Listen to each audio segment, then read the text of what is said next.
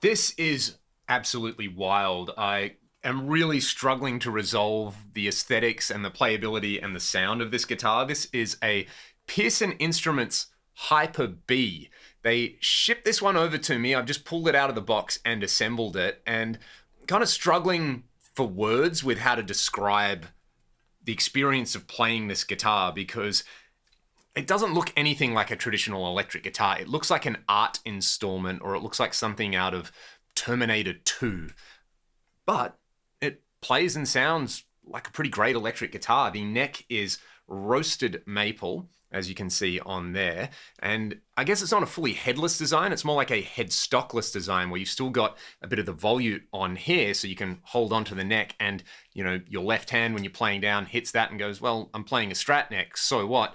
But the strings do go through here on the ball end. There's a metal panel there. And down the other end of the guitar, I guess you have something that resembles a headstock a lot more, if I can put it up there. There are 6 Geiger locking tuners on there.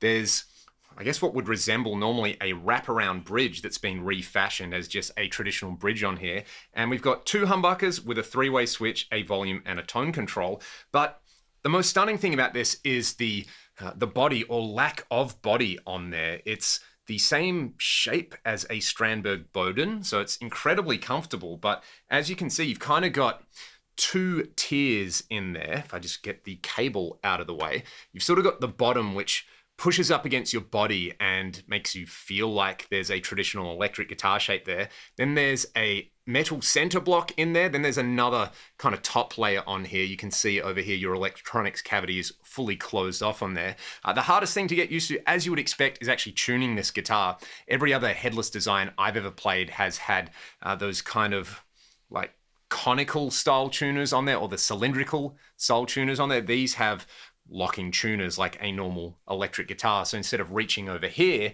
to tune your guitar, you're just reaching down here. Now, that does take a bit of adjusting to, but if you've ever played a Strat with a reverse headstock, it takes about as much adjustment as that, where you got to tune the high E string, but you're actually tuning the low string on there. This is a similar thing. The tuners are very accessible on there.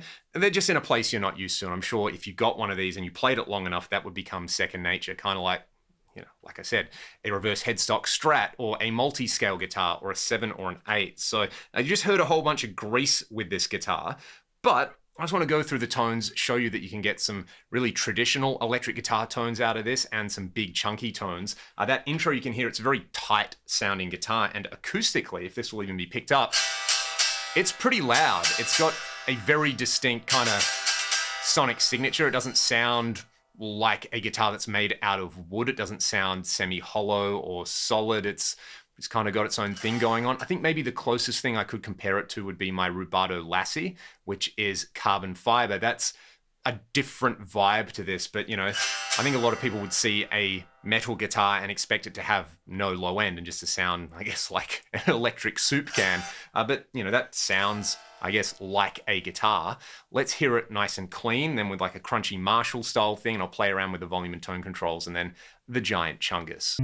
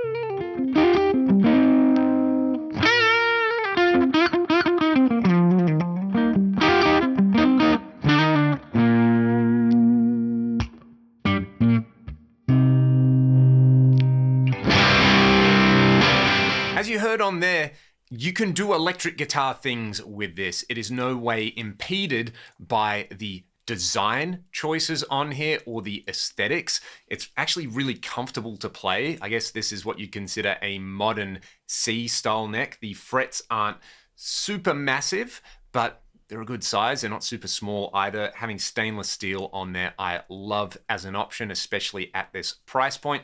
Furthermore, the locking tuners on here make things very, very easy once you get used to, again, the location on there. Having non-locking tuners on this, I think, would be an absolute nightmare. And I've played a lot of headless or headstockless guitars where you have the sort of cylindrical tuning pieces down here that are too close together. So it's really hard to actually just locate where the string is you want to tune. On this, it's kind of like approaching a headstock backwards. So in that regard, once you get used to it again, once you've spent more than like 5 minutes on the guitar, it makes sense. I also just like the balance of this.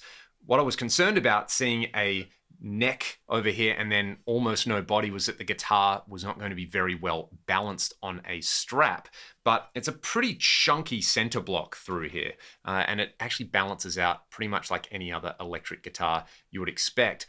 The other thing, and probably the most unexpected thing when I looked at this, is how it sits on a strap. So you've got a strap pin up here, but then there's one right here on this model. So just bear with me, I'm going to put a strap on. I'm going to attach a strap. Would probably have been a better choice of phrase to use there, but you know, you're all mature adults and you won't let me know about that in the comments.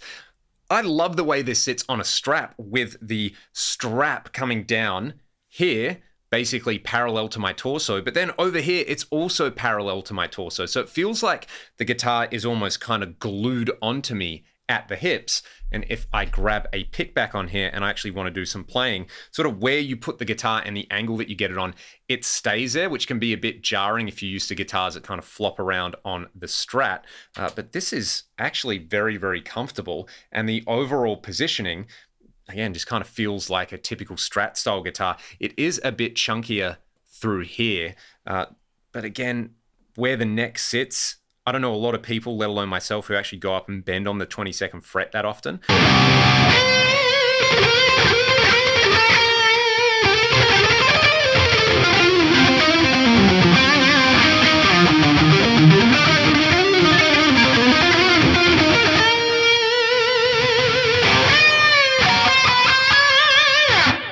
Super comfortable on the Strat. This weighs about 2.5 kilograms as well. So if you had to have a guitar that you're going to play all night, this is not going to have any stress on your shoulders.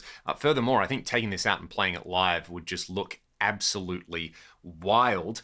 The bridge on here, this kind of, I guess, compensated wrap tail bridge, feels really good on here. If you look at the break angles on there, I was a little bit concerned that that might affect the tuning stability on there, but the tuning stability, having a set of 11 to 54s in drop C on here has worked really, really nicely. And I do have to say, I think these humbuckers sound fantastic. I don't know who's making them, but that neck pickup sounds glorious and wide open, and the bridge pickup has just enough spice and grease going on there for what I like. This particular guitar doesn't have a coil tap, but a bunch of the other Pearson instruments do. So if you want a bit of extra versatility, furthermore, if you wanted to take this and travel with it and pull it apart, it's actually really easy to take the neck off. It comes with an attached set of Allen screws on here. So rather than have to carry around a Phillips head screwdriver like you would, I guess, any other traditional electric guitar that's based on a Strat style design, gee, I really made that hard to say. Let's just say a typical Strat style design, you can carry around a little Allen screw on there and it feels super solid. If you just wanted to travel light, this would obviously work great, but this would also make an amazing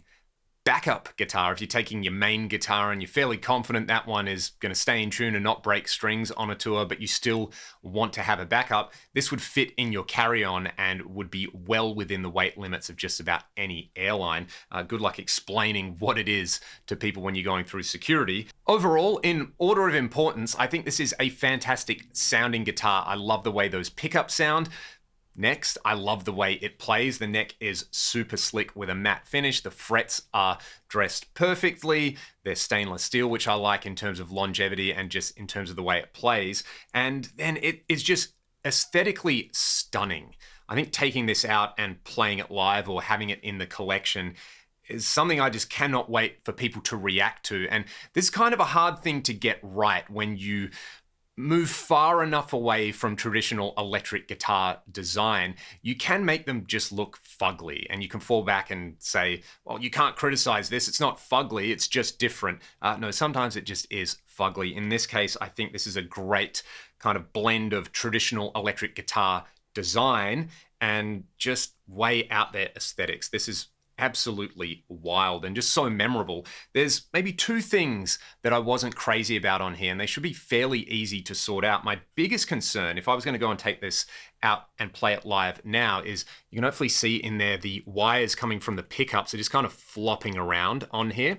Now, anything like that that can come loose in a live situation inevitably will, like, you know, your cable will get caught in there, or the fly on your jeans will pull them out, or something like that. So I am going to immediately go and double-sided tape that up so that they stay in there. I guess if there was kind of like a screw or maybe some kind of metal attachment in there that could guide it, like a kind of cable lock or something in there, that would be really handy. The other thing that I have noticed is, you know, where you're going to be sitting your leg playing this, the high E and the high B strings, getting in there, you actually have to pick the guitar up to tune the strings. So you're sitting there kind of flicking the string like this and trying to do that, which is a little bit annoying. The bass strings I find really easy to tune because you can just kind of flick them and then come through here. The G isn't too bad, but yeah, getting in on the B and the E is a little more fiddly than if the guitar had a headstock. Having said that, again, with those cylindrical tuners that you often see on headless guitars, I'm not sure it's any more difficult than that. I'm not sure it takes any more getting used to than using a reverse headstock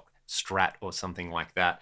But for now, I'm going to give you a little jam with this guitar. This is amazing. Good on Pearson Instruments for doing something different and experimenting, and in my opinion, going just far enough with pushing the outlandish design on here. This still fundamentally feels, sounds, and looks like an electric guitar, but it's an electric guitar that if you do get one, I think is going to turn a lot of heads, which again, it's kind of the point with cool guitars, right? Let me know your thoughts in the comments section below. I'll put up some more information so that you can check out the other designs and aesthetics that they have up on their website, and I will just say thanks for watching and see you next time.